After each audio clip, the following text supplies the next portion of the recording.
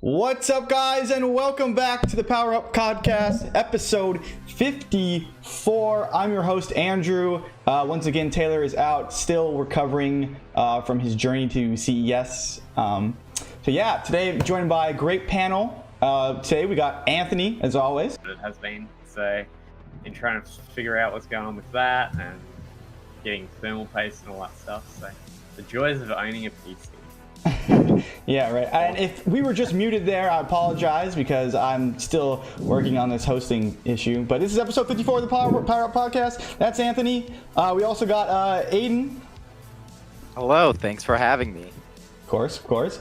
And David as well, the retro rumbler himself. Hello, glad to be back. Glad to have you guys. All right, so new year, new games, of course. So Anthony, what have you? Anything new? Playing anything new lately or fun? Well, I obviously got Pokemon Let's Go Pikachu. Been playing a bit of that. I actually picked up Hitman Blood Money yesterday. I know that's like a 2006 game. It's a good game. It's so this gen, you know. It's new, technically. That's true. Did you get the remaster or the original? PC, so they don't have a remastered version on PC. Oh, okay. So been playing through that yesterday with David's guidance. Spent like 3 hours on one mission because I forgot. Oh, that was hilarious. I didn't forget, but I kept not putting down the correct weapon for a assassination thing. So I kept like there'd be a short cutscene, and then this guy would like shoot the other guy, and nothing would happen. What? The Opera House level, Anthony. Which level was it? I mean, the Opera House level. Oh, that's a good one, man. The fake pistol? Yeah, that's a good one. Yeah. I almost remember the name of the level. Curtains Down, I believe it's called. Yeah, that's a really good one. Drawn, I think it is. And he kept picking up the the prop World War II pistol and replacing it with the prop World II pistol. World War II pistol. So, Oh my every god. time the guy went back to the stage twice and had the prop, and we were expecting him to Shoot the guy, right? Yeah. Probably some context would help, but you basically swap a World War II pistol with a real pistol, so that the actor goes on the stage to rehearse the scene, and he accidentally commits murder, essentially. On your behalf. It's actually we were talking about it, me and Anthony, and we thought it was actually genuinely brilliant. From a sadistic point of view, but everything I hear about that game like makes it seem like you can just kill someone in the most convoluted of ways. Yeah. Oh yeah. And you can I think you can literally drop a piano on somebody in that game. Amazing. Twice in fact. Twice, You can drop a chandelier on people. You can. We successfully did that. Poison people and all that kind of stuff. It was. It's I think one of my favorite missions. That's called Murder of Crows, I think it is, or something like that. But that's the one with the pianos. Yeah, that's the one with the piano, right? Yeah, that one's so good. That's a really good level. Good idea. But I was just gonna say, apart from that, I haven't been playing anything else really. So. What about you, David? Anything retro or new? I've been pretty much the same, really. Me and Anthony hopefully will return to Blood Money at some point, so I've been refreshing myself by playing Blood Money a bunch. So that's pretty much all I've been playing, really. I got the same version, but I got it off of Steam for like $9, so I figured why not. Mine was $2.70. Yeah, whatever. That's all. That's pretty much all I've been playing, really. Very cool. Money. Aiden, how about you, man? Anything new? I have not been playing Hitman, but I have been playing. I've been playing it for a while now. I've been playing Dragon Quest XI on the PS4. Last time I was here, mentioned it. I am like nowhere near towards being the game that's like 100 hours game, and I just got like the last 2 party members. I'm like 30 hours in. Jeez, so Louise.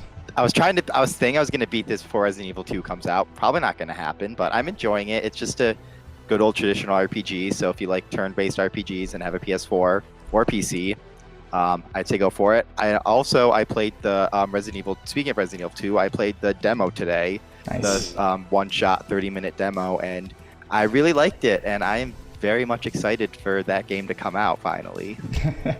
Did you beat the demo in the 30 minutes? No, I'm real bad at it. I'm real bad at Resident Evil games. Like I love them, but I'm horrible at them. Did you guys happen to see that? This is really, really funny. But of course, Capcom put the Steam version out as well, and people like took off. They figured a way to take off the time limit. Yep. So yeah, and I was like, I wish I had a computer that ran that thing. I do have a computer. Maybe I will. I probably won't do that, but I'll probably test it on my PS4 and then come to my computer and have it so I can have two goes at the demo, because that game looks real nice. I saw some gifts going around. Whew. Oh my god, it's also like, I mean, I don't know about the because I guess the Japanese version they censored it, but like I don't know about international, and it's a pretty gory game, so like you may need to like. I saw there's a lot of intestines in that game in my demo. I saw some. So yeah, and I was literally just lost my train of thought. I was gonna say but it's actually, and the thing is like the game tracks your PS, well, at least like it tracks your account. So if you have like save a PS4, if you have different accounts, you can theoretically play it multiple times on there too. Okay. So like, I mean, there's definitely workarounds around it. Like obviously, because you can't mod it like you can on the PS4. And I saw someone beat it in 3 minutes. I didn't actually watch how they beat it, but I guess someone beat it in 3 minutes. So jeez. I'm just like, I mean, you know, you put something out in the wild, people are gonna figure out how to break it. Yeah, people are smart, right? And as far as myself, I'm looking forward to that Resident Evil 2 demo. How to break a game. Yeah. And then Hitman, coincidentally, I am playing Hitman 2, the new Hitman, or last year's Hitman. Wow. And I've spent, dude, there's something about Hitman, like I don't want to start playing it because I know I'm going to spend like at least half an hour just trying to learn the map. Like I'm walking around, like trying to understand what's going on, what I could do. And then I'm like, okay, now I'm going to restart and then try to kill these people. So it's just like this. If I play that game, it's for like an hour, at least like an hour and a half at a time, which I don't always have time for. Yeah. But Hitman 2 is really fun. I've only beaten the first mission. And of course, like the first one goes really well, goes fine, kill, take out the first target. Whoa, I think we lost somebody there. David's gone. We lost David. Oh no. There goes the overlay. Yeah, overlay is I was gone. like, that just... Oh, there he is. Okay, back. that's better. But yeah, so like after I took out the first target, of course, the second target, it just goes horribly wrong. I'm just like shooting everyone and running. So it was... is that the what's it called, the like ballroom one, where you gotta go all the way up the stairs? And... That's the Hitman 1. So this one is the Miami racetrack one. And this one... It was funny. Like I snuck all my way up there, and then something bad happened. I was like, oh, whatever. I need to move on from this level to murder this guy and run. But I love how open-ended those games are. They're so much fun. So I'm looking forward to getting back in there. And I do have Blood Money as well on my computer, so maybe I'll try that one out and see if I remember how to play that game. It's funny though. I remember like you just have to walk everywhere, because if you run, you just get like suspicious right away. And that's kind of annoying, honestly, but it's like fun. Sorry, I keep interrupting you. No, I hear so many good things about the Hitman games, but I'm just so bad at stealth games, and like because I'm so bad at them, I get frustrated real easily. And I know Hitman isn't like exclusively stealth, but like it's the main part of it, and like something like that, like you run and like you alert people. I'm just like, that just annoys me, and I'm just like, I don't know if I like I hear so many good things, I just don't know if I have the patience for it. Yeah, the original ones are pretty tight when it comes to like your margin of error is not, you don't get a lot. The new one obviously way more, which is nice. Oh yeah, but Absolution was probably one of the better ones for newcomers, because that was kind of a lot more straight down the line. Okay. Kind of you were set on a path, and then you could do your own thing from there, kind of thing. Yeah. And you could disappear really easily as well. So that was kind of what brought me into the series. Okay. I love like the like in Absolution, he just like covers his face and it's all good. And like whatever, it's fine. Pulls his hat down and no one notices him. All right, guys. So moving on from games, make sure you guys check out culturegaming.com. We have tons of good stuff up there. Game of the Year is coming soon, I think, or it's happening. We've had a couple of articles, about 4 or 5 articles go out, I think. And that's, I mean, we're kind of getting towards the end of it now, but I'm trying to kind of release it steadily, so then it's not just all on one chunk straight from the site kind of thing. Sure. Otherwise, people miss articles and all that kind of stuff. Yep. So gaming Worked hard on that. Yeah. yeah, everyone, we all contributed there, so and not everything might agree with you guys, but contributing articles. Besides that, we got Facebook, which is just is it cog.net for the Facebook?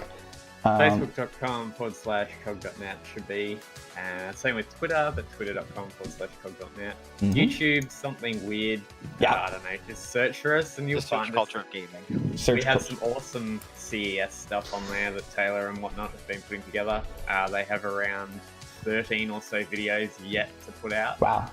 So lots of content coming up Cool. there. That will be predominantly on our YouTube. And also on just YouTube links shared on Twitter and all that kind of stuff. We obviously have Instagram, which is the same as Facebook, Instagram.com or whatever it is. I think you just search for your username on Instagram, which is @cog.net as well. And Twitch, obviously, you're here now, so. But if you're not, then it's twitch.tv/gaming. And I kind of took over that bit, so I apologize. No, it's okay. We also have a MySpace page where you can get the podcast, I believe. No, we don't. Nope. We don't have MySpace? We do. We have I'm not MySpace. proud to say about it. Hey man, Tom worked hard. People use it. Yeah, okay. Some people. Yeah, so if you got a not a MySpace lot of people. still, you can head over there and check us out. We're also on all the podcast services, probably Podbean, all that good we stuff.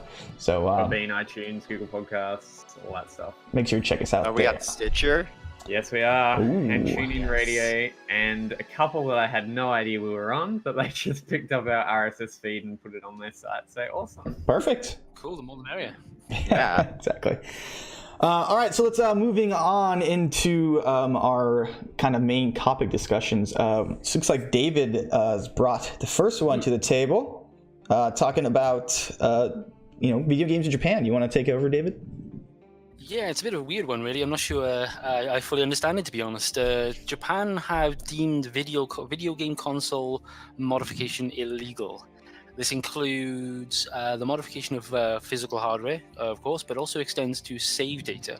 Interesting. So I don't know how they're going to police that. It's a bit weird. I'm guessing it's the uploading and downloading of save data or something like that. So I'm not exactly sure how they will be policing this or what. But a total ban is in place. Any hardware modification, or I'm not sure about. I think this does apply to also source code modification as well. So I guess regular mods. I couldn't quite figure it out exactly, but it seems to be primarily modification of hardware and save data. And penalties include quite nasty penalties. You can get up to 5 years in prison. Whoa. Or 4 million yen fine. That's about 36 grand US. Delicious. Just shy of 30 UK. So, quite a stiff penalty. And both acts are considered a violation of the unfair competition prevention law for Japan. So it's basically an anti-cheating law. They want to snuff out online cheaters, really. And some manufacturers have pulled their tools. There's a company called CyberGadget who have pulled their save editor data tool. This also means, by the way, that the rather simple hacking of the PlayStation Classic is also itself deemed illegal. Oh, sure. So, which is probably why most people actually bought that thing. Yeah, they got that thing broken into the second it came out. Yeah, it was a rush job, very cheap emulation. Apparently some standard emulation is available online right now that you can get. I'm not sure which one it is, but they didn't exactly make one in-house as far as I know. Yeah. So, What? yeah, well, it's a bit of a weird one, because my view on it is, if I buy a console, that's my property. Yeah. It's mine now. So if I want to mod it, if I want to glue it to a microwave and paint it pink, I don't care. That's my property. So I find it a bit strange. But then again, there is some positive or some altruistic reason here, and that is that they just want to snuff out cheating primarily. They're really going for that. What about there might be some resale issues as well, I guess. What about mods for instance, GTA 5's police mods and Skyrim mods and all that kind of stuff? How's that going to work? I'm not sure about that. I think it's primarily if it gives any particular player an unfair advantage, it might be deemed illegal. But from what I could tell, it's just hardware and save data modification. I don't think actual third-party mods are illegal. So Skyrim mods and stuff like that. I know there's a bunch of Fallout, and I know you just mentioned one for Grand Theft Auto. So I think they are okay, but I'm not 100%. They might be illegal as well. Interesting. That's so. Where do you stand on that? Well, what if that came over to the US and the UK and that and Australia? Well, how do you think that would go down? We don't exist. Oh yeah, of course I forgot about that. But yeah, I think it's a powerful law. I think it's gonna.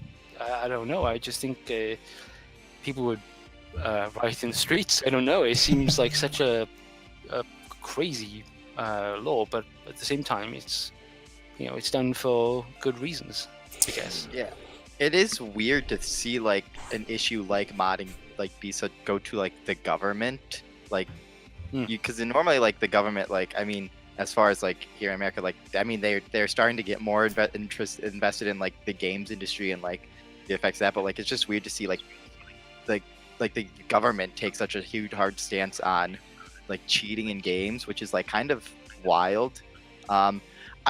Like you said, I get it from on the stance of like, yes, cheating is bad. Like, I mean, there needs to be some sort of way to stop these people who like change a game to their advantage. But I mean, like that is such a broad definition. Like just modding, like making that like illegal. Like that's such a broad like spectrum of stuff. It makes you wonder, like, how do they? I think you're right in the fact that I think they're gonna more focus on the selling and distribution of like mods like this, but so like maybe they won't like be people who like alter their games, like make like I feel like that'd be the angle they would go for, but obviously I have no idea. I'm not part of the government there, but it's kind of crazy story like to see the government take such a hard stance on something like this. Yes. So the thing what they've said their intention is to protect, and this is pretty much a quote, I believe. The intent is to protect console content and services offered by developers. So they're kind of protecting the experience. But again, I do think it's got something to do with the resale, or rather the distribution of. What I also thought of, what about some people, like you said, cheating is a very broad term. Some people could deem other things not particularly cheating. Like, for example, people who mod their controllers, like extend the thumbsticks and stuff like that. I've seen that done. So does that mean, like, if they see one of those in a window of a shop, that they're gonna like arrest the shop owner or something like that? I'm not sure at what point they're gonna where like the law comes into this. Sure. They're gonna be like searching people's houses for modded Xbox controllers or something like that. It's weird. Yeah.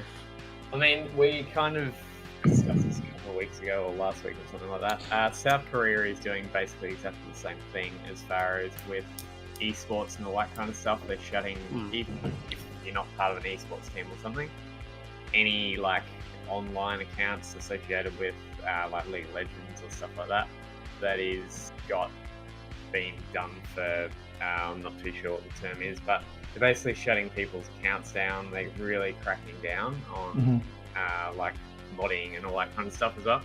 So it's interesting to see that Japan is kind of following South Korea's lead on this, because as we all probably know, South Korea is the biggest esports contender in the world. So maybe Japan is kind of trying to go down that same road as well and be kind of not a contender, but like follow by example, I guess. And I mean, if it's working in South Korea, then it probably might work in Japan as well. I get it for esports and that. Obviously, there's a lot of money involved and competition and all this. But modding your own, I still don't understand how they can regulate the modding of your own private property. I just don't get that. So this is actually a pretty funny thing. I was actually looking at getting a Dreamcast recently, and because it's an old thing and there's not a lot of stuff going on, what people actually sell is this like an SD card reader that you have to like solder into the, I think you have to solder it into the Dreamcast itself, which basically eliminates the process of using discs, because disc readers are not necessarily super, they don't last, right? They're not built to last, really. They're gonna break. So this is where I think it's more trying to crack down on, is these things that are taking SD cards and that you put into your consoles, like the Dreamcast, or I'm sure they exist for several other consoles as well. which is basically just taking a hit at like ROMs and stuff like that, and not necessarily like full ownership of like or like the legality of the ownership is not necessarily like it's gray. I guess is what I'm trying to say. Yeah. So I think that's what they're talking about when doing resellers, because all these people will sell these little card readers, but they just say, oh, this is what it does. They don't necessarily put it in there for you, so you're modding it yourself. I used to actually chip old PlayStations back when I was a kid. Sure. So, I mean, yeah. So maybe they're just trying to actually stop that. To clarify, I used to work in a computer shop, and they had a kind of like a backroom operation, and I was taught how to basically chip PlayStation. So maybe it's just that they're trying to stop that. Stop the distribution of copied games and stuff like that. If that's even still possible with. Mm-hmm. I mean, because I know, like, I know a big part of like the Vita and the PSP were like that they were jailbroken and like had so much, like had their capabilities were so much expanded than what they were able to do. So I feel like I don't think. I mean, obviously, worst case scenario is going to be like literally every like I mean, I don't think it'd be possible to like go into every person's home and like check things, but I think that's probably a big part of it too. Is like selling of like emulation and mods and I just had and like the one thing is I do, and maybe like I don't know, because obviously a company like Bethesda is like very much like they're very much pro modding, like they're very much all like they want, but like technically with these a lot of games that are modded, they're mostly digital games, and technically you don't own those digital copies of the game. So like maybe like some company like managed to like use that as a reasoning behind like because if you do mod a digital game, you're technically like tampering with someone else's property because you only own like the license for it. But yeah, like what Andrew said, I think that is a really good point, because obviously like we've seen a company like Nintendo go very hard on emulation and ROM, so I feel like that's also a big part of it too, because like I mean obviously modding is like mostly like ROMs are mostly illegal. Like there is some weird gray murky area there, but yeah, I think I don't think this is just gonna be them like cracking down on every single mod and like enhancement for a game, but I think it's more to like stop the like selling of some like cheating or like illegal activities in the games world. This could also kind of tie in with the whole Soldier Boy thing as well, with him Sony stuff and Nintendo stuff. Oh my god. Also, even the leak of Kingdom Hearts 3, because that was done by Square Enix and whatnot. If people get their hands on that and then kind of copy and distribute it. I mean, yeah, that whole game is like out pretty much. Like, exactly. That was leaked out. I didn't hear that. Wow. Yeah, it leaked. Someone stole like 10 copies of it from like a shipping facility, and like now it's like things out. Underground, like one of those underwater submarines, repelled up the side of the Metal Gear Solid style. Yeah, while it was going along to America or something. Stole 10 copies and then forgot. But yeah, this is probably just being implemented because of recent events and all that kind of stuff. It's probably just a very rushed in law kind of thing.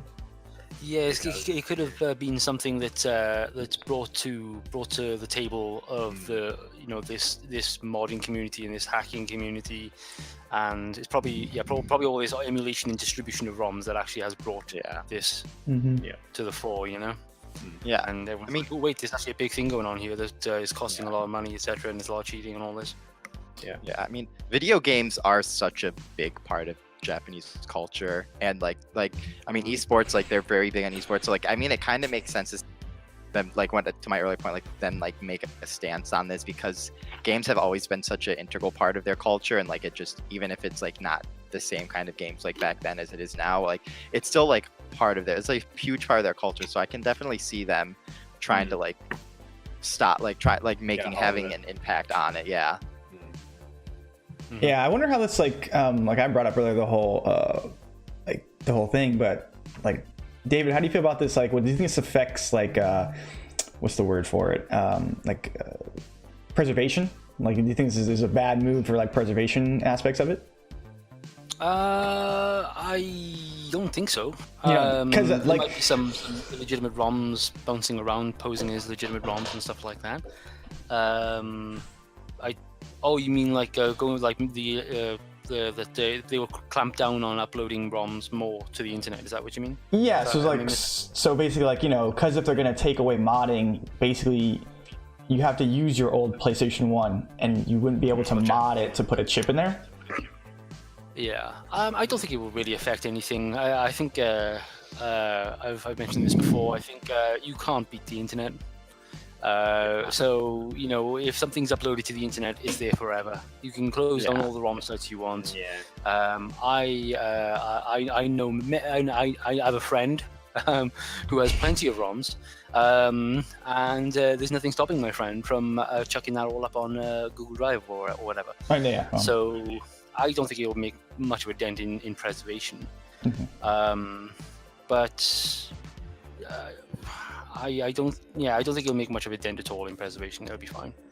Yeah, like I mean, we've seen like banning something doesn't mean it. Like we've seen it so many times. No. Banning just because something is banned or illegal, like people are still gonna do it anyway. Like I mean, maybe it'll be less accessible. Like maybe it'll be harder to get like your hands on these kinds of things. But I mean, it's not gonna like completely just go away. Sure. Yeah, I think when Nintendo started swinging the law book around or whatever, they shut down 3 websites? I think it was it? I think it was And at least 2.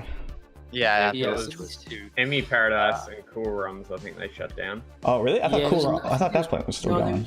It's one called I Heart Emu. I think- Yeah, something like that. Love Realm. Yeah, I think it was like 2 other ones, and then Yeah, Emu Love Paradise Realm, was yeah. after. I could be wrong. Yeah. And Emu Paradise is arguably one of the biggest. Yeah. But They there are didn't so tons. much shut down Emu Paradise anyway. It was more so the owners of them saying, "Hey, we don't want to get in trouble." Yeah, Well, they're they- like, yeah. we don't want to get sued. They were also using like a lot of Nintendo branding on their site, if I remember correctly. Like there was a thing of like Mario, and there was like, you know, Yeah, they were really Yeah. they were really lucky it lasted that long, because what they were doing was They- just, yeah, they were on a tightrope. they weren't trying to play it cool. They were just like going for it. Yeah, I mean, if you Yeah. might as well. Yeah, because I mean, Yeah. I remember when I was looking into ROMs, I wasn't downloading any, of course, but like, Yeah. you couldn't find a lot of the Super Nintendo, like the popular Nintendo franchises on it, like because of just how I think these websites wanted to, you know, make sure that they didn't get taken down, so they wouldn't host these, you know, mega popular Nintendo games. Yeah. Yeah, there was one that I was aware of that pretty much I think like something along the lines of probably in the area of 90% of its library disappeared, and all that was left was like homebrew games and stuff like that for classic emulators, which obviously killed their traffic. They pretty much just rely on the making, or rather the offering of emulators. That's pretty much all they do now. Yeah. Emulators and some iffy looking homebrew and obscure abandonware that nobody's ever heard of, that nobody really cares about or is any good. So, but yeah, like I say, you can't defeat the internet. The internet's too big, and that's what makes it both dangerous and also kind of brilliant. Sure. ROMs are out there now. Once something is online, it's there. It's Never goes there away. forever. It will never go away. Right. Yeah, we talked about it earlier with Resident Evil 2, right? The internet just, they find a way. Yeah. You know, so. They find a way. All right, so moving on from that stuff. Next up, I would say this is a pretty huge thing that happened a couple days ago, is that Activision and Bungie, the makers of Destiny, have broke up their partnership. So Bungie is now officially, I guess, an independent studio? I mean, I guess they were always... Independent publisher. Yeah, independent publisher, because they were always independent, but they partnered with Activision for Destiny and Destiny 2. So now Destiny will be, and let me rephrase this, Bungie owns all the publishing rights to Destiny. So they bought it off Activision or whatever they had to do, but now they actually own all the IP rights to Destiny, or Destiny 2, rather, one of the two, or both, probably. I mean, I think the whole Destiny IP, I think. Yes. Let's see. So yeah, so apparently this is at the end of the mark of a 10-year contract established in 2010. So a little early, I guess, maybe. I don't know if that's actually true. Have they actually up and left yet, or are they just saying, "Hey, we're leaving"? I mean, it's probably. I think I gotta imagine like it's not like simple as them just like leaving and like suddenly that. I'm sure like they have to like. There's a lot of things they have to work through, like legal stuff and like probably like a lot of like all like there's the a lot of paperwork stuff, like involved. Yeah. I'm just curious because of the whole contract thing. Because if that's expiring, then they'll probably naturally get the rights back. Yeah. So. I think like I said, if the contract if that contract like when that contract ended, like just from what we've like seen and stories we've heard, like I don't think they were gonna renew their deal. Things were always pretty tense between Bungie and Activision. So I think like this was just the announcement, like, hey, this is what we're doing, and I think it's probably gonna be kind of like a slow route because like I mean, self-publishing is hard. Like they gotta like figure out like there's a lot of stuff they gotta figure out before like they're completely like comfortable like and like set on what they're doing. So I think this is just something we're gonna see like them figure out in the next few months. Sure. Yeah. It's super interesting because we talked about Activision a bit last podcast. And like how they're kind of, who knows what they're doing over there. It's kind of wild over there. It's like they just haven't put any games out. You know, they're firing like their CEO and their CFO within like a week's time. Just there's some like, all the issues and all the things going on in Blizzard. Yeah. Another like kind of Activision related, Mike Morhaime, even though he had already left previously, he was kind of stayed on as an advisor. He's gone completely. He's announced that he's leaving completely now, and he's out of there. So I can kind of see other studios kind of moving away from Activision because they're not doing a good job with Blizzard. They're not doing a good job with some of their other IPs as well. Call of Duty is kind of the only one at the moment. You never know. Next year's Call of Duty, or this year's Call of Duty, might be garbage, and then they're really in trouble. I mean, I think Activision's gonna be fine because Call of Duty is even because people say like bad things about these games, but like still like it's always like the best selling game of the year. Like the last one just made like I think they're gonna be fine. Although I do like it is weird. I think they have the new From Software game Sekiro coming out in March, but like do they have any other like major IP anymore besides Call of Duty? Because like Skylanders is kind of like on ice. I mean they have Crash and Spyro, but like I don't think there's any. I mean, they have the Crash Racing, but like, do they have anything really major coming out besides Call of Duty now? Not at least that we know of. I don't think. Yeah, obviously, I'm sure they can survive in Call of Duty alone because Call of Duty is such a juggernaut. But it's just wild to think that Activision just has this one thing now. Well, we got the Diablo phone game. Yeah. Well, yeah, that's also the other thing. They're wanting to push Blizzard to release a game every year now. Oh, really? Interesting. Whether it's like a mod for WoW or something, like a full new game, like actual new games. Interesting. And previously, Blizzard would only do like one every 3 years or so. So they're going more mobile, it seems, which is not what many people want, unfortunately. I mean, Activision will 100% be fine, but it's just interesting to see that they've fallen so far in such a short time. Yeah. So, I don't like it. This definitely doesn't help the perception of Activision always didn't have like the greatest reputation in the industry, but like I think this is definitely. I mean, I'm not gonna Bungie obviously has part to blame on like the things with like the issues that Destiny had. True. So like I mean there's definitely fault there, but yeah, it's just there's Activision, like there's something going on there, it seems like.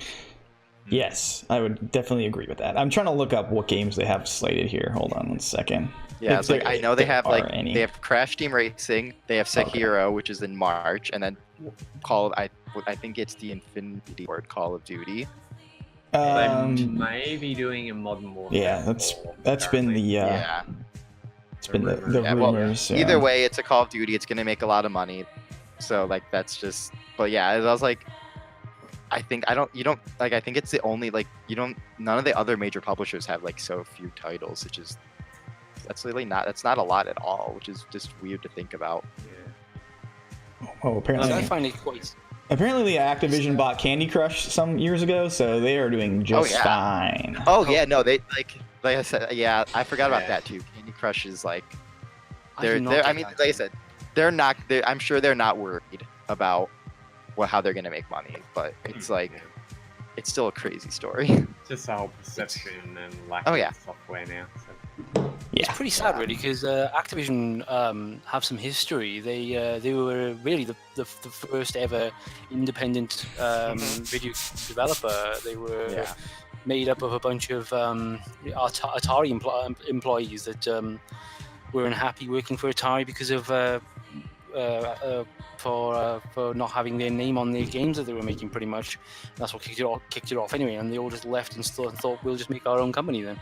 So it's quite sad to see that after all this, after what they stood for in the early years, in the probably late 70s, 79 I think it was, to see them looked upon as a kind of company that nobody has it seems no one has much respect for. What do you think? New Pitfall, David? I wouldn't. Well, that would work. It's basically a temple run game. So, I actually played the. Yeah, did any of you play the Pitfall mobile game? No. I did not know it was a thing, but I'm much better. Yeah, it literally was temple run. Just like it was fun, but that's a side story. I mean, it's weird because Activision is the first third party essentially, pretty much. Yeah. But they've definitely become a very much like shareholder focused company. Like they're focused on the bottom line. Like I think, I mean, you can make an argument EA is like very focused on that too, but I think Activision is like very much focused on like the money, making money, and like getting like money poisons everything. That's business, man. I know that is business. Yeah, no, it's just like it's just with Activision, natural. It's always so apparent. It's almost natural for a company to go from a small sort of humble beginnings to massive world dominating greatness, and then they just fall flat in their face because they get too big, and they they start focusing on the money and less on what the buyers want and stuff like that. You know. Sure. I know. I'm thinking, does if Bungie, all Anthony wants from Bungie is for them to get the rights back to Halo, isn't that right? Yeah. That's what I wanted to bring up. Do you think that would happen in some way now that they've sort of? Do you think they'd be able to do that? I mean, they could end up pairing with 343 again, or not again, but like pairing up with them maybe for one Halo game and then getting back out. But I mean, if Bungie pairs up with Microsoft, because they previously were with Halo and all that, that we may definitely see something cross studio worked on or something. Because like Rage, for instance. The guys behind Just Cause are working on that, as well as Bethesda and all that. So we might see some team-up project, but I don't think they're going to get the rights back. Anyway. I think Bungie's going to stay independent for at least unless they end up really struggling. But I don't think they're going to partner up with at least with either Microsoft or Sony. Like I think they're going to definitely stay third party, and probably after their experience with Activision, they're probably not going to. I can't see them partnering up with one of the major, like with a EA or Ubisoft. Yeah. Sure. I think they're going to stay independent. I think that's what they want to do. That's what they broke off with Microsoft, like to essentially be independent. So I think that's what they wanted to do. Right. Yeah. And that's the thing as well now. There's options. It's not just one store that they can go and sell their product through. They can go and sell it through the Epic Store, which only take 10% of each profit or whatever. So they probably won't really have that much trouble with the whole publishing side of things as far as getting money and whatnot. Although, just kind of like going off that point, I did see that as of right now, it's still planning on staying on Battle.net for PC, like for the foreseeable future. So there is still, probably for like a potential Destiny 3, like whenever that comes out, probably be like more either like probably the Epic Store, because that's just what is happening nowadays, but like, or Steam, but like as of right now, it's still staying on Battle.net. So there still is that they are still like tied to Activision, like in a way. Okay. Well, I feel like it's Destiny 2 did publish that game, so yeah. Or I feel like it's kind of too too late. Yeah, Activision. Yeah. But I feel like it's kind of too late in Destiny 2's life cycle to really like make a dent on Steam because it's already been out for so long, and like I said, we're probably going to see Destiny 3 in the next year or two. Just basing off my assumptions. So like I think it just makes sense to keep it on there. Did they say they're doing Destiny 3, or do they think they're gonna maybe move on to something else?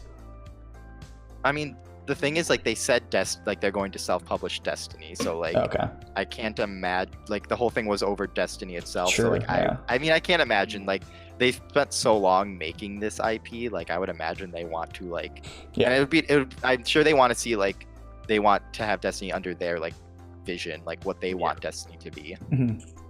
I thought mid last year or late last year that they said something about working on another IP or something like that. Maybe away from Destiny, but it wouldn't surprise me.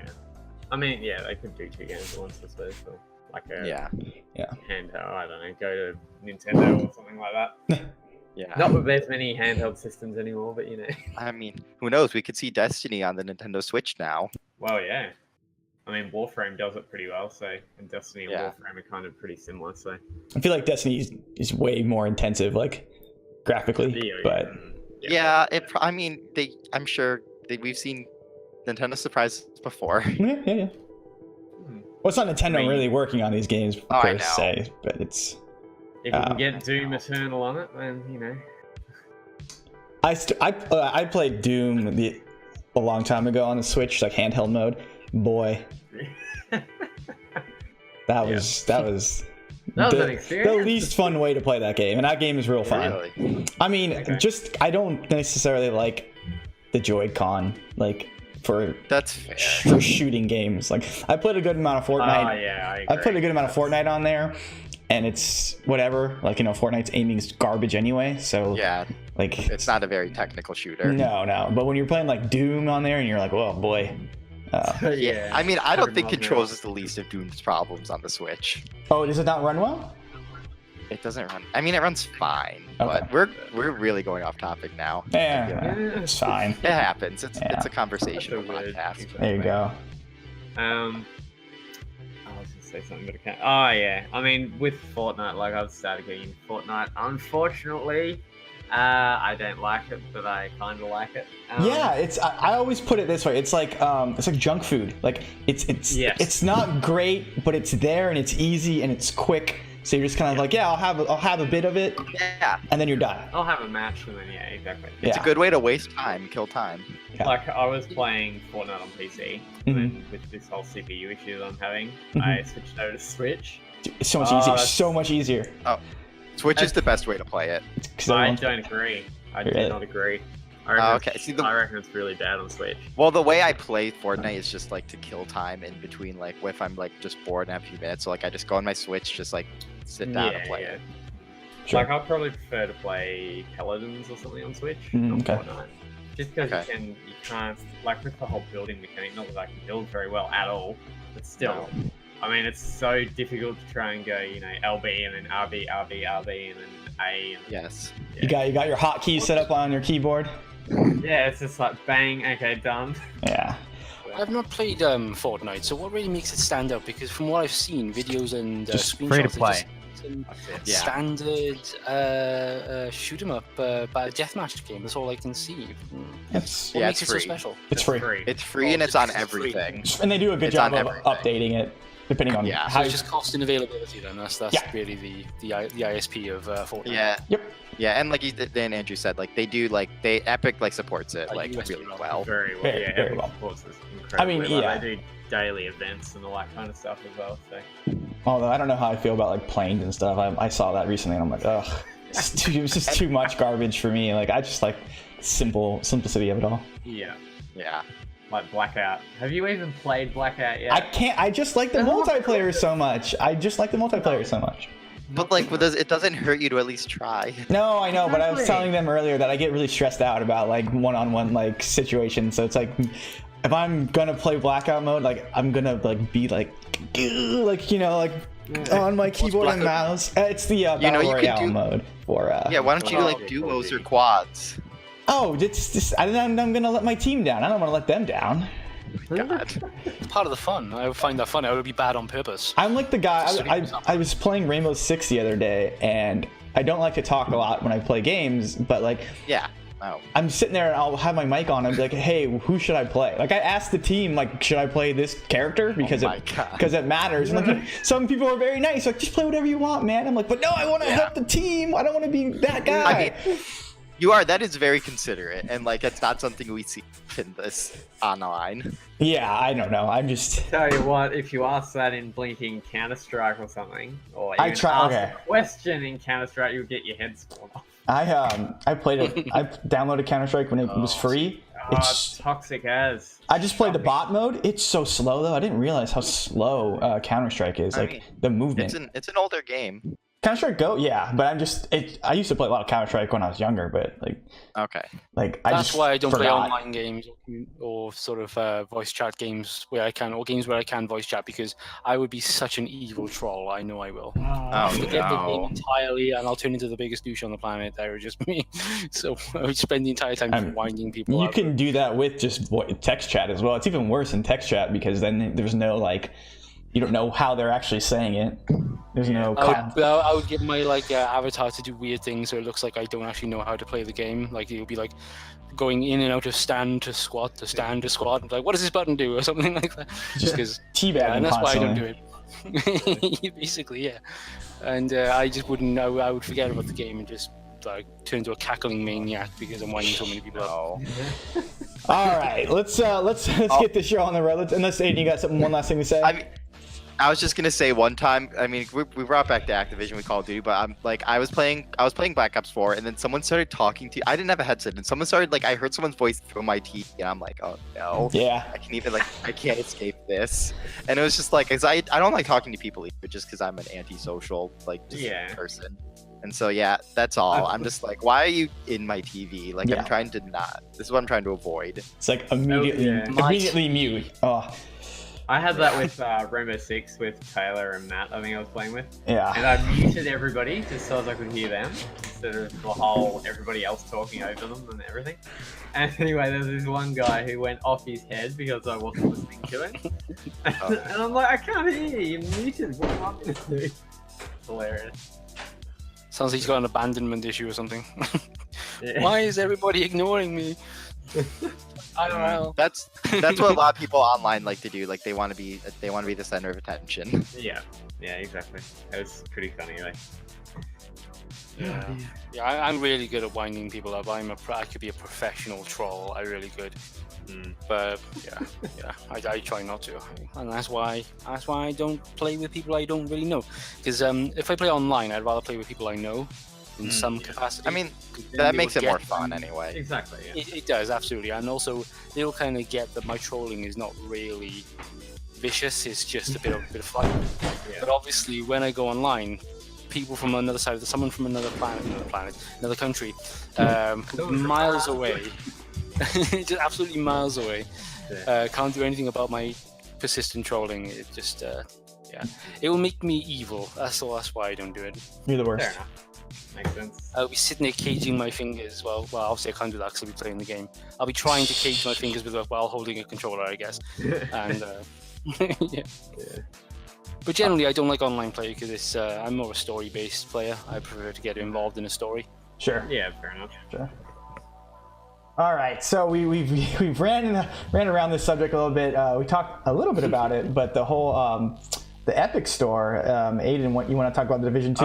We're going to meet. Yeah, so Ubisoft just kind of came out of nowhere a few days ago, and like Epic Games will be like, Division 2 is just completely skipping Steam. It's not going to release on Steam. It's going to be released exclusively on the Epic Store or Ubisoft Store, obviously. So if you buy it, if you want to buy it on PC, that has to be your thing. And just like, I mean, we've seen like Epic, obviously the Epic Store, like it's been like kind of, we talked about it before on here, like they've been kind of having some like growing pains and everything, but one thing that's like they've been really making a big headline is like they have so many exclusive games, and like obviously by far the Division is the biggest game that we've seen on there, and they said that there are plans for more Ubisoft like partnering up throughout the year, so we could see like, I mean, obviously not the next Assassin's Creed because that's not this year, but we could potentially see the next Assassin's Creed be exclusively on the Epic Games Store, and like, I mean, Young, Good and that's Evil. definitely. I mean, we've definitely seen, and like, the Ubisoft is only the latest third party to skip Steam. Like we've seen Bethesda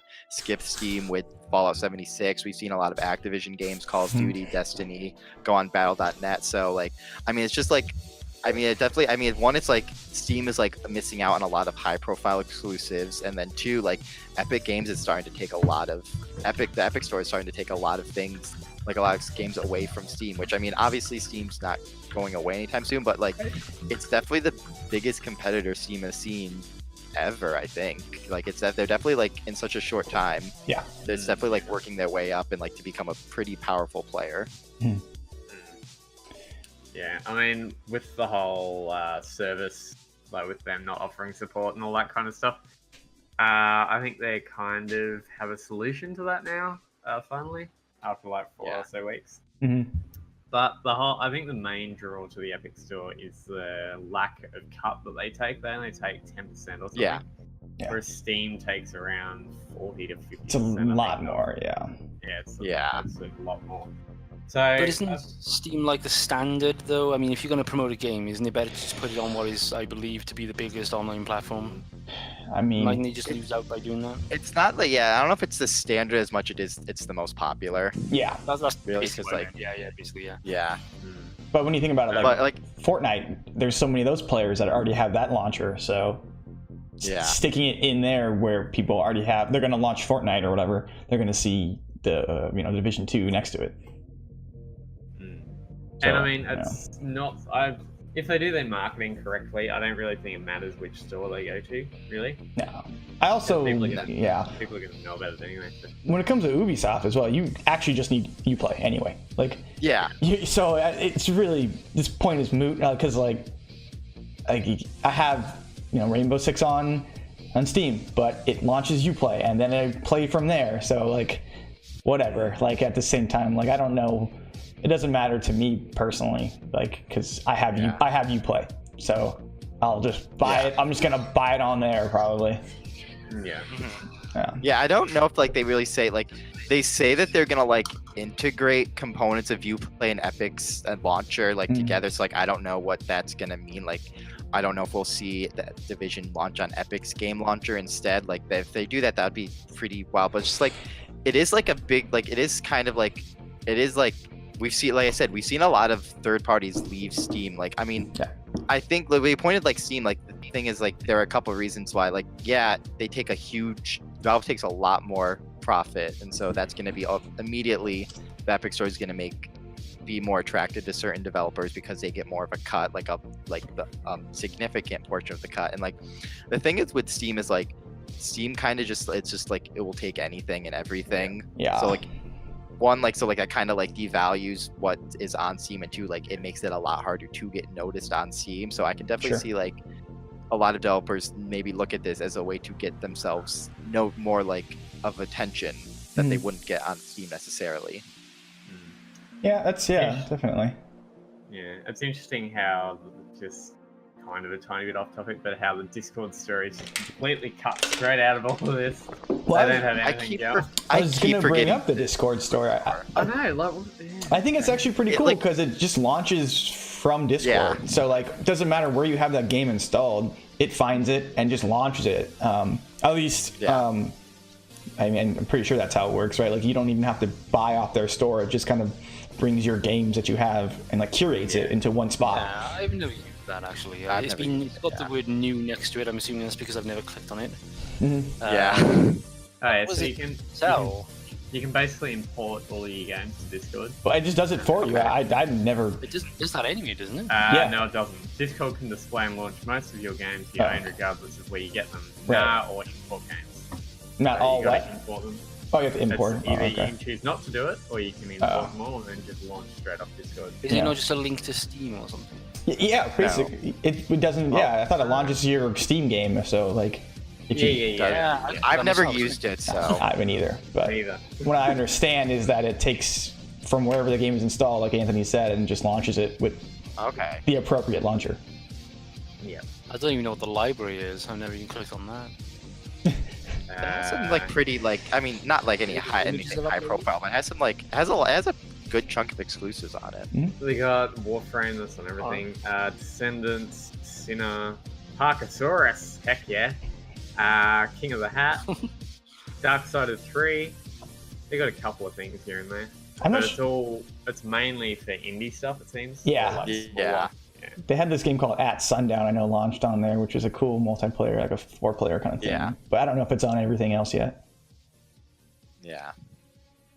I don't like it is interesting, like I feel like because like obviously we've seen like a bunch of things like Humble and like GOG like kind of that they're like more niche stores, like so like they've never really been a huge threat to Steam, but like it is like I don't want to make it seem like I'm anti, like I use Steam obviously, like my Steam library is like annoyingly big like everyone's, but I do like how it is getting more competition, because I think competition is only a good thing. Yep. So like it is nice to like it is nice to like I like to have at least nipping at Steam's heels. Like I don't think it'll like overtake Steam completely, at least not anytime soon. But it is like nice to have like more competition in the industry in general. Sure. Yeah. Competition breeds innovation. Yep. Yeah.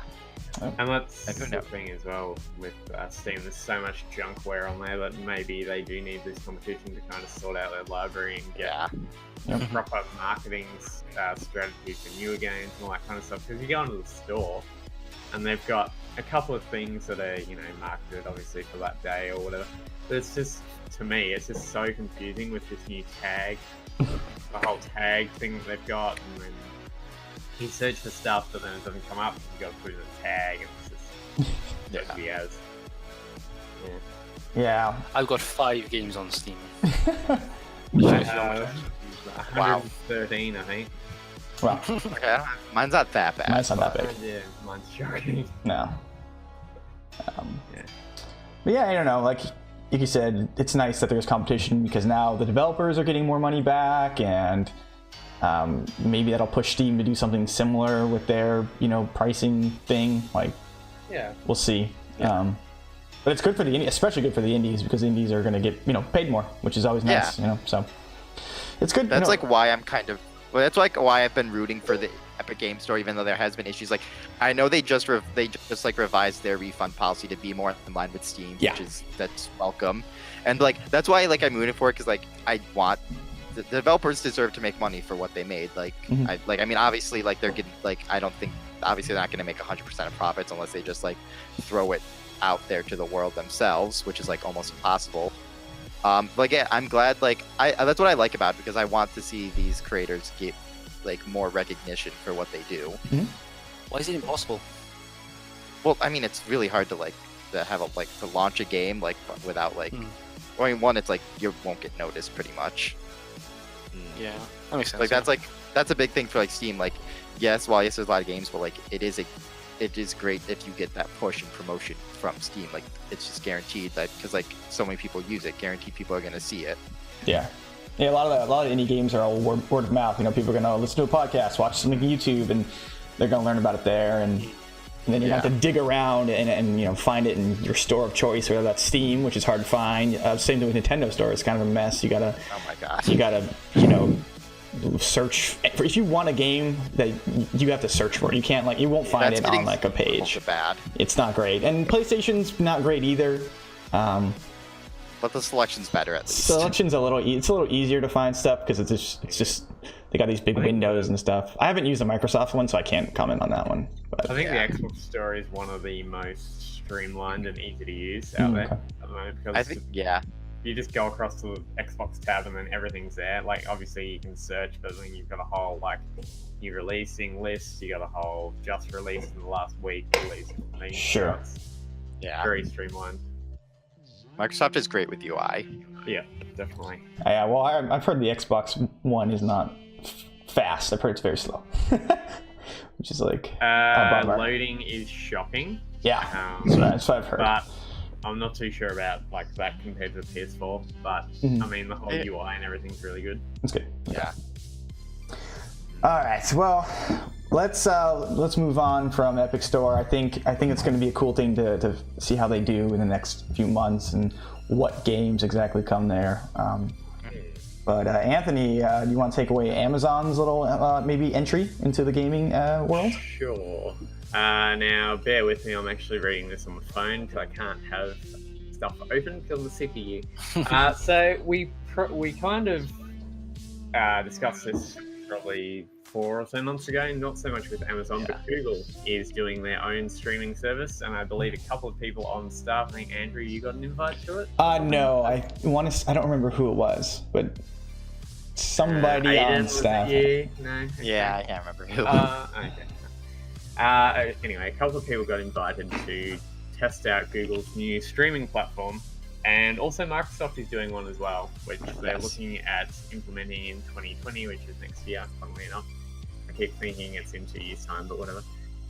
So Amazon is apparently doing exactly the same thing. So this will be a video game streaming service, and I'm reading from an IGN article. Amazon is reportedly working on a video game streaming service, but isn't likely to launch until 2020 at the earliest. This was obviously reported by Game Industry Biz. Sources indicate that the service will be similar to what Microsoft and Google are currently building with Project X Cloud and Project Stream, respectively. This service looks to eliminate the need for expensive hardware to run. There's a cat coming, apparently. Looks to eliminate the need for expensive hardware to run graphically taxing games. Instead, like its competitors' games will run. Hello, cat. What you doing? Hey, dear.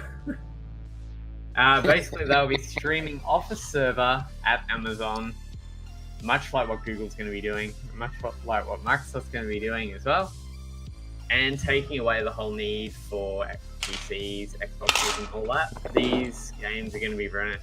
Apparently, they're going to be running on phones, tablets, your general basic, very basic PCs, all that kind of stuff. Where you're going to need a mouse and keyboard, and it's going to stream. Sure. So, as I said earlier, somebody on staff did actually try this with what Google had. They were getting like consistent, not that it's any good or whatever on PC, but consistent 30 FPS with no lag, nothing, and it was perfectly fine. So if Amazon can basically do something very similar to that, then it will be bye-bye consoles and bye-bye PCs, basically. Will be the end of it. Yeah. So, that's the fascinating thing, isn't it? That's the interesting. The interesting thing is we are kind of on the cusp of. I mean, we always have been on the cusp of digital media. So we are on the cusp of losing or getting rid of all hardware. No DVD players, no Blu-ray players, no game consoles, perhaps no PCs. PCs obviously have a bit more function, but it could be argued that even itself could be something of the past, where all the hardware and stuff like that will be handled by the provider, and we're just relying on our internet. Yeah, it's interesting. Yeah, like you could just theoretically use a smart TV. That's all you would need. Like, I mean, it is kind of. Yeah, it's kind of crazy to think that like to play a game like Assassin's Creed Odyssey on like on Google thing, all you need is a good internet connection, and that's all. Like that's all you like. All you need is that's a lot. I mean, you need like I think they recommended like what, at least 30 down. Was my guess. Yeah, I mean, obviously it's not just internet connection, but like that is the main thing. Like if you theoretically what you like, if you have a strong internet connection, you'll be able to run these things. And like, I mean, obviously I think that's why I don't think consoles are going to go away anytime soon, because internet isn't as widely available like across the country, and there's some areas where just internet access isn't that great, and that's me too.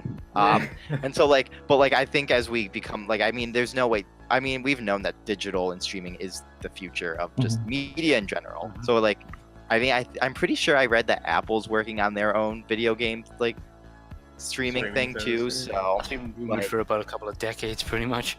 Yeah. So it is really fascinating to think you could just play like if you have like Halo on your Xbox, you can just theoretically just play it on your phone, and theoretically it should run like just as well, maybe not just as well, but like pretty closely to what it runs on console, because it isn't, and it is Well, So yeah, Sony that's my thought.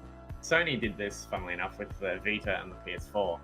Yeah. Obviously, you had to have the PS4 running, but you could Yeah. play any PS4 game on your Vita, no problems at all. Yeah. It was just streaming, and on any Sony phone. Like, I went to my brother's place, and he had his God of War or something running, or no, it was Killzone. And I had, at the time, I had a Sony Xperia phone, connected straight up, and bang, away you go. And the Cool. connection of it was crazy as well. Like, you could go, because you could basically go into his shed, which is way out the back, and it was still running, no problem at all. So if they can basically pair this up with, wireless internet and all that kind of stuff, and with 5G just around the corner as well, Yeah.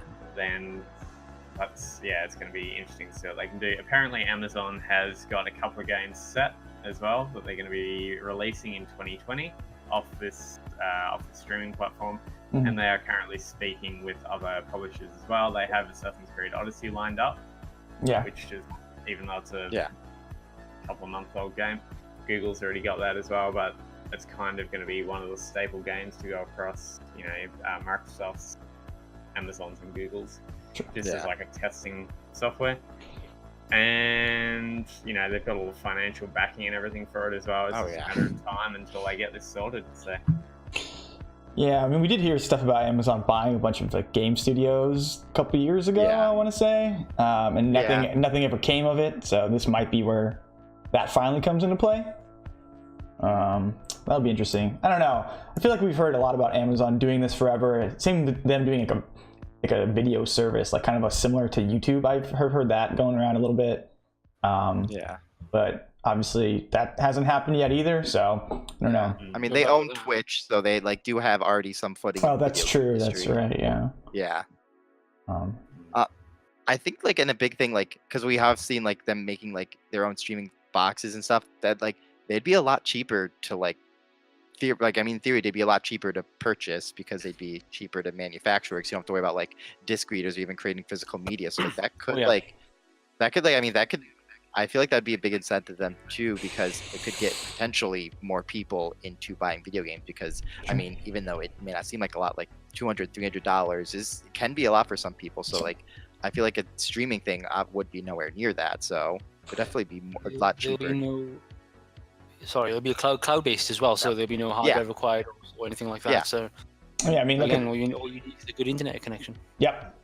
Which, like, look at that Google stuff. You can just open up Chrome and anything, and you play whatever game that you wanted to, whether or not it's very appealing to me, because I'm not really super. I would like to upgrade my PC at some point, but I don't really have the means right now, or do I really have or rather, know it a priority. But if I have to buy this tiny little box and I'm playing like super high quality graphical, ultra high quality graphics, graphical games rather, on my TV or something, that's pretty cool. So with Google's streaming service, the minimum internet connection you needed was 25. Okay, that's less than I thought. Down. I'm like, I mean, that's not. Like, that's fairly, like, that's not like super. Fairly I think that's average for fiber optic rather. Fiber optic, yeah. I don't know. I pay for fiber and I get like 1,000. No, 1,000. I get 45. I get a lot. I get like 200 if that on a good day. Well, 180. 185 was my record. Oh yeah, I get I went overkill. I was like, just give me the best you got. So I got 1,000 up, 1,000 down. I mean, why not? I mean, like that. I don't pay for cable, so I was just like, give me the best internet you got. Yeah, basically, like, soon enough, like, all you need is internet to like survive, like, to be connected. Totally. So like that's like the thing. Like, I have not good internet. Like, I have so bad. Like, my PS4 just at certain points cannot connect to the internet. Oh wow. And so like, it's bad. And so like, that's like the one reason I'm kind of like not fully on board with this all digital future, because I definitely think internet's going to become more accessible and better in the future, like, but like, definitely, that's why I feel like we're not going to see the end of traditional consoles anytime soon, because there is such disparity between like internet connections, even in the United States. Like, you have like major cities have all these fiber optic connections, but then you have like rural countries that like you're lucky if you get Wi-Fi.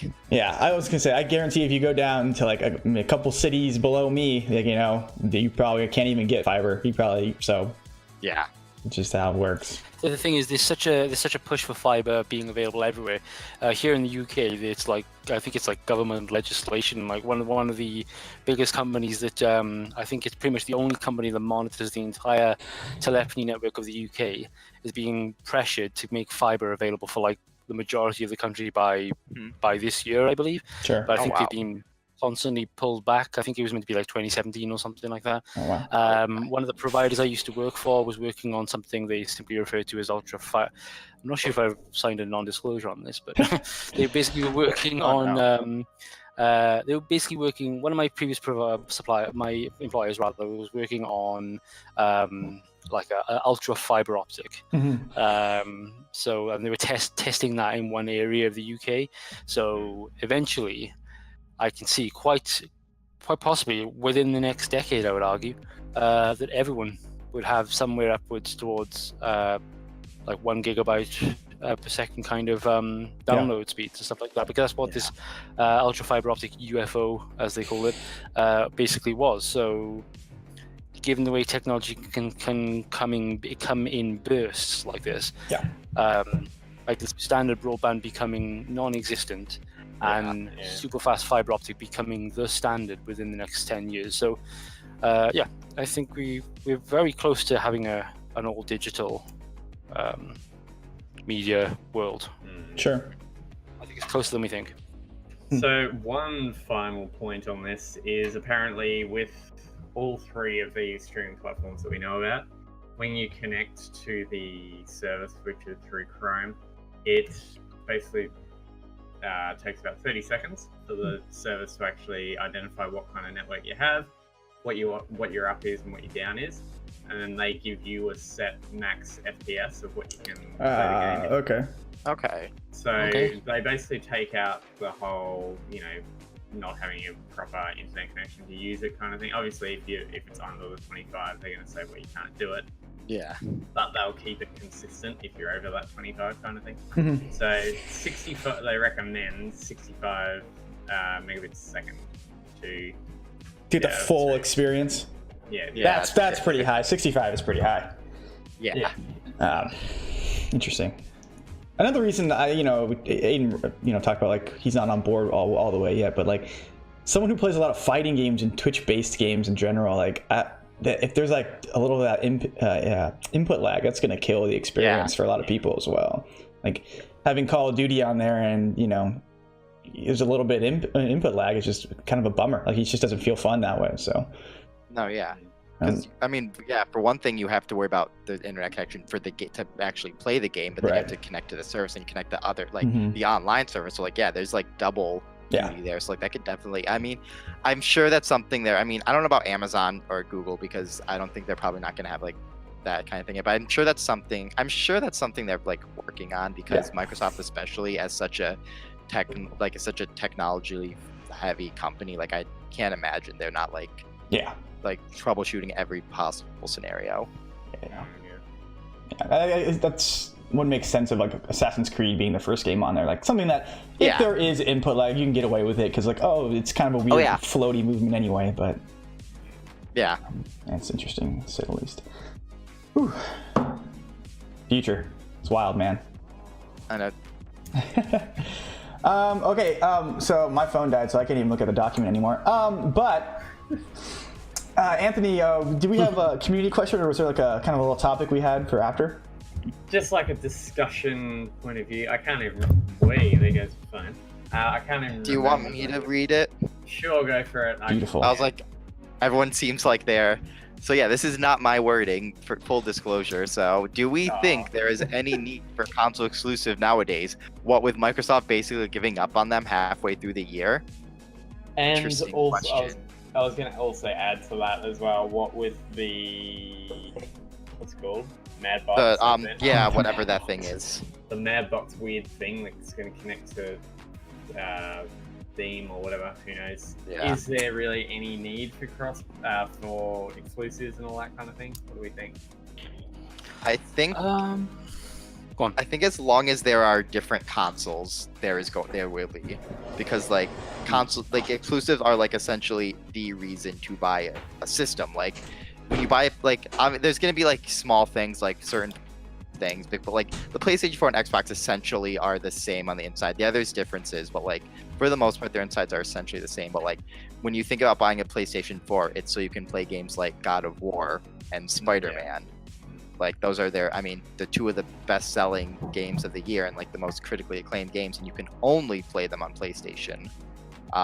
So I think that as long as there are going to be, and like I don't see Sony and Microsoft being let's make a thing together, we have one console. I think as long as that's happened, like I think yes. Yeah, I think from a business point of view, I think exclusives are a good idea. I guess that was pretty much their only purpose, I believe. Was well, obviously you got Halo has always been an Xbox exclusive as far as I know. Yes. But I'm pretty sure it has been.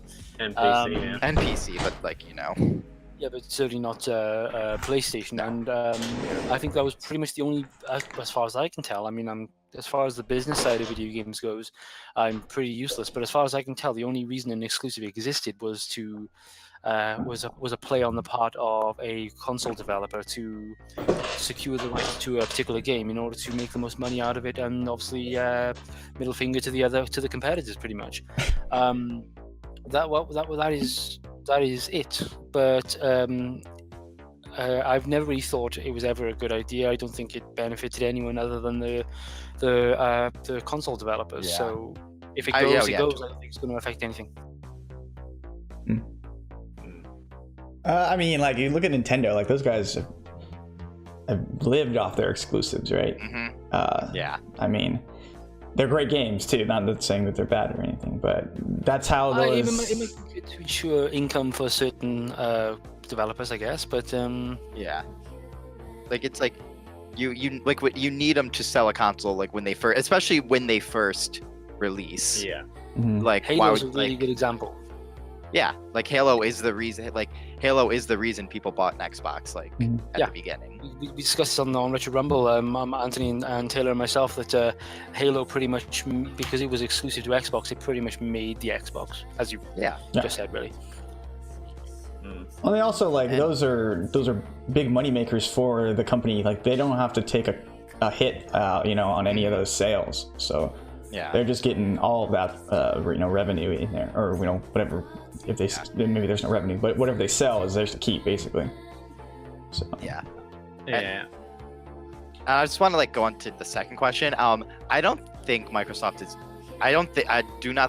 is giving up. Maybe this generation they've kind of essentially thrown the towel a bit, but we saw the E3 conference when they announced their 5 studio acquisitions, or and they're establishing a new studio, and then they bought Oblivion. And I think they're not giving. They may have quote unquote gave up this generation, but I think the next generation they're definitely setting themselves up to have a killer library of exclusives in the next generation. I think they're gonna go even harder in terms of exclusives with whatever the Scarlet or the Anaconda is. Yeah. Anaconda, I haven't heard that one. Anaconda. Oh yeah, that was the newest Nick. That was came out a couple weeks ago. Oh really? Apparently that's the other code name. What are the code names? What is it? Are these code names for? First it was the Scarlet, but then it's Anaconda just popped up, so I don't know. I know it's really bad.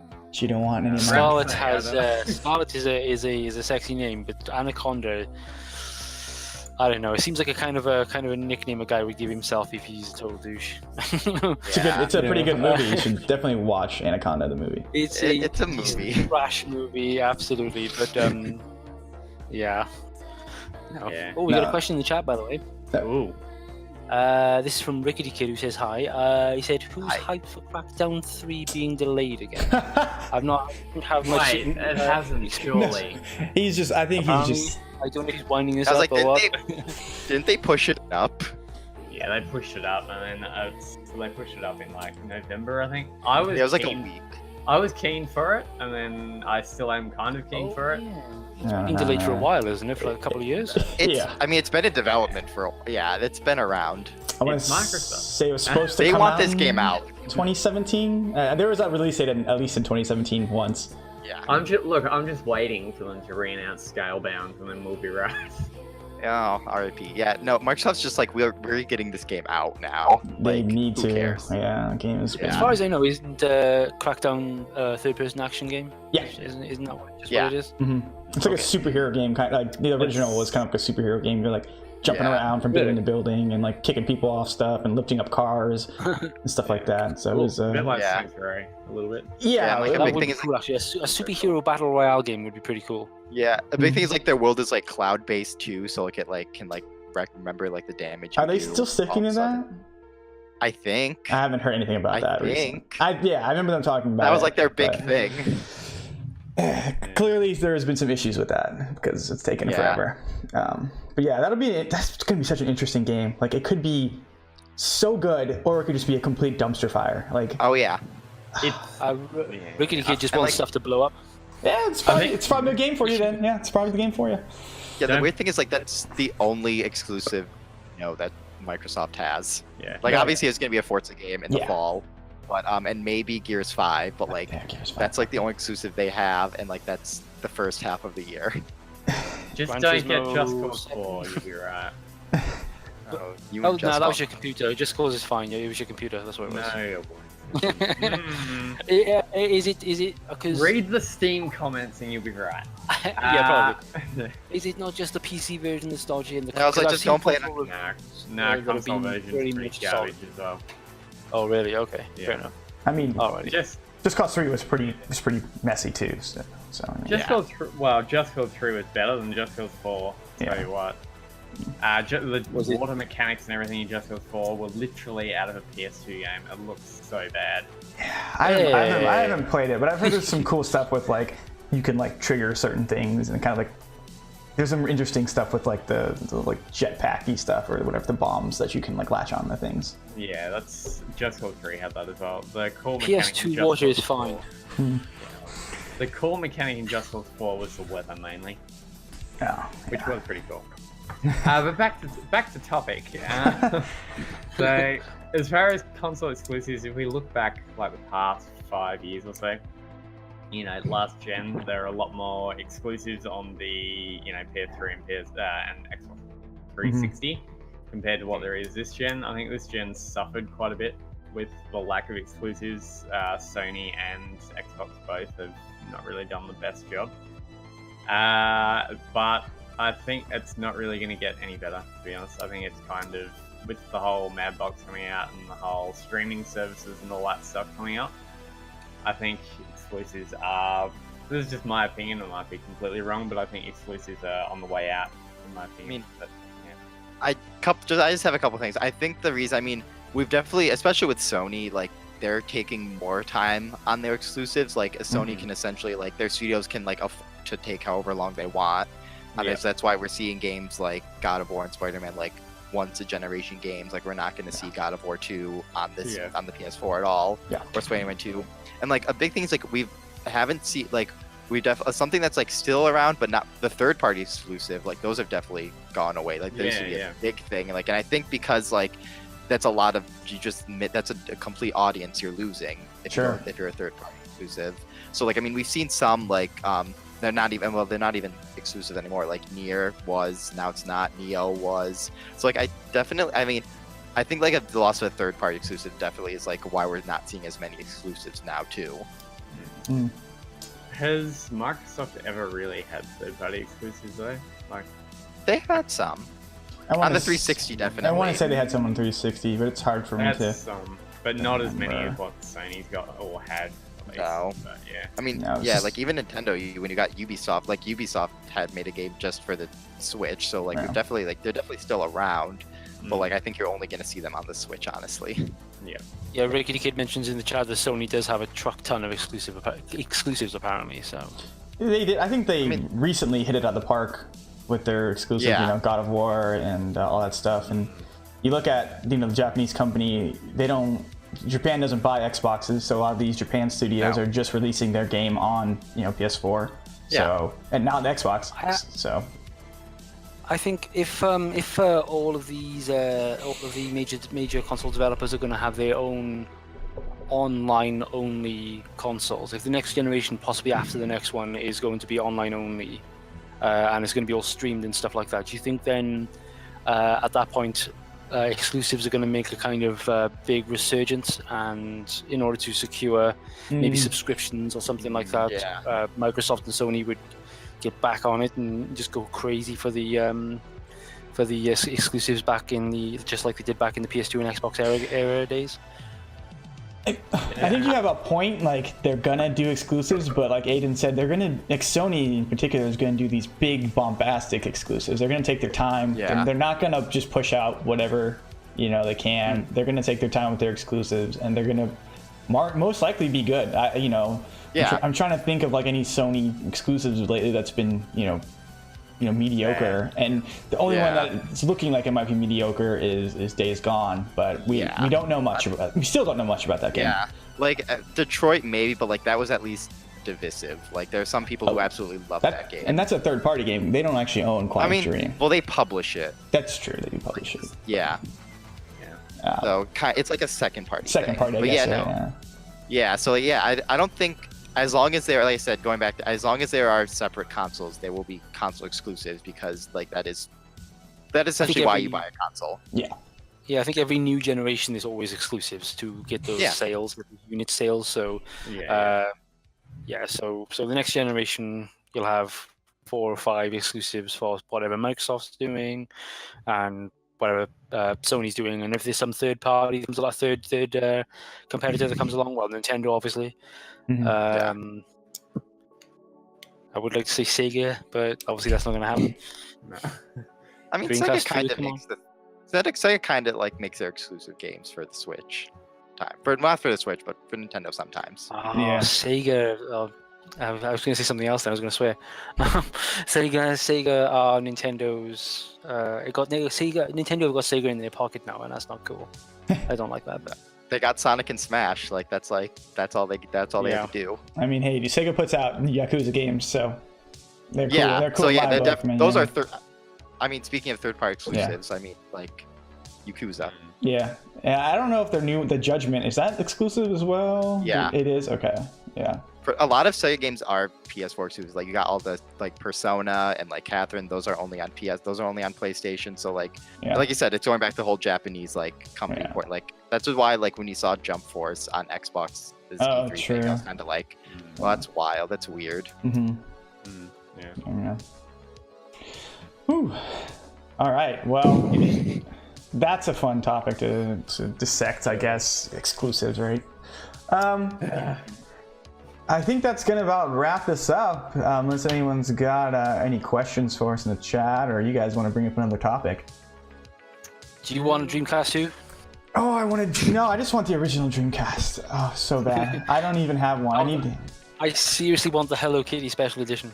Oh, man. That thing is beautiful. I just need a regular Dreamcast. There's so many games that I'm looking at. I'm like, man, I wish I could play that game. I had the opportunity to buy a Dreamcast at a pawn shop, but I didn't want to spend it was only it was pretty cheap. Yeah, it was somewhere between $50 and $80. Yeah, that's about what they run for, yeah. And I was like, should I? And I was like, realistically, I'm never gonna play it. So I mean, there's just so many cool arcade ports on that thing. Oh, absolutely. Jet Grind Radio, Crazy Taxi is great fun. Yeah. The amount of RPGs as well, Sonic Adventure. Dynamite Cop, man. I used to put so many quarters in that when I was a kid. If you haven't seen what Dynamite Cop is, it's so weird. You're just beating people up with fish and rocket launchers. It's super weird. Your guy just loses clothing it's super Japanese, but really, really cool game. And it's like a beat 'em up. Have you ever seen the Die Hard arcade game? Die Hard arcade? Yeah, Die Hard arcade was it was an arcade game also, and it came to the Saturn. It's a good game. Yeah, it's a really fun game, and Dynamite Cop is the sequel to it, only different characters and stuff. So go play Dynamite Cop. That's all I have to say. Go play Dynamite Cop. It's a fantastic game. Fine. But that's get a Dreamcast and buy Dynamite Cop. That's all you need, man. Gaming experience. Yep, I love it, man. So I think we're gonna wrap up episode 54 of this Power Up podcast. before we go, Aiden, you want to talk about where we can find you on social media? You can follow me on Twitter at Aiden Simons. It's AIDANSIMONDS, all lowercase. I have a YouTube channel. Just search Aiden Simons because my thumbnail's atrocious. I'm doing a Kingdom Hearts retrospective because Kingdom Hearts is coming out this month, in case you didn't realize. So I'm just playing each game in the series and revisiting that insane, twisted, like whatever. However, I don't even know how to describe Kingdom Hearts. It's a thing. It exists. Kingdom Hearts, I don't know. And Whimsical. it's okay. Like, but the good thing is, like, once Kingdom Hearts 3 comes out, the Kingdom Hearts fan base will collectively be quiet. Yeah, for, like, that's a true. solid month. So like the next. But then we'll wait. eternity. But then we're gonna wait for Kingdom Hearts. Then the wait for Kingdom Hearts 4 will begin. Good luck with that one. I- Yeah. Anyway, David, do we gotta find you on social media anywhere? Yeah, the best place to follow myself is Instagram, really. I'm a video game collector, and I post a lot of my pictures of my collection there on Instagram. That's at level 80 Space Ninja. That's LVL80 Space Ninja. And also, I also host the Culture of Gaming's sister cast, I guess, which is the Retro Rumble podcast. And if you wish to follow that, that's at Retro Rumble Pod on virtually everything. Perfect. Facebook, Twitter, all that. And Anthony maybe resurrected his Twitter. I'm not sure yet. Oh, here and there. And Besides everywhere. Anthony, I mean, it's still there. It's there. It's there. Yeah. It exists. I post stuff. I am. I can't remember the thing. I think it's the same Ant-Man 19. I think something like that. So check it out if you don't want to read any of my stuff. I don't post to it, so what? Wow, you forgot your username. That's saying a lot right there. I know, right? And you can find me always at Doronsky. That's DRONSKI at all various social medias, Twitter, Instagram, Twitch. Sometimes I do stuff there as well. And as far as stuff we got in the future for Culture of Gaming, tomorrow we have the Nintendo podcast, I believe. Yes. Yes. What time can they catch that at? That is 5 p.m. Central Time, I believe, which is 3 p.m. Pacific Standard Time as well, I think. Something like that. What's Yeah, gotta 5 ask, p.m. guys. Central is 3 Pacific. what's the I've name? got to ask, So is it the having same a time name as this. What's the name of that podcast? I can't remember. Maybe the listeners can contact us on the It's Discord or New something. and Podcast tell Plus? us. Is that what it's called? New Podcast Plus. that's Got right. it. I got it. Got it. Oh, We had I a see bit what of you a mean. naming issue with that, but we sorted it out in the end. Fantastic. New Pod Plus, I like it. Yeah, so catch them there tomorrow. It'll be a fun time. Last time they talked about their favorite games of 2018. Someone listed Mario Party, so I immediately shut off the podcast. Were you a part of it or what? No, they're lucky I wasn't. I would just shut it down. I'm like, all right, guys, see you later. Someone mentioned Mario Party in their top Super Mario Party. Excuse me. One Super Mario Party's a good game. I don't know how. No one. I can't. No one even played that game. How did they? I played it. You like it? I love it. Is your top? Is it, I don't As know. someone who hated the last two Mario Party games because they were in a dumb car, I really like this one. All right, so comparing it to other Mario Party games doesn't help to me because they're all bad. So when you compare a bad game to another bad game, I don't know. Look, you've just got bad friends that you play with. Is all. I know. Simple as You're that. just like a sore loser. And there's another, each character gets their own specific dice. And I've played it. They were strategy. I've played it. Oh, you played it? Yeah, it's bad. It's good. It's so bad. Oh, hey, let me just Kid in land on chat this says, thing. Mario Party is unfair.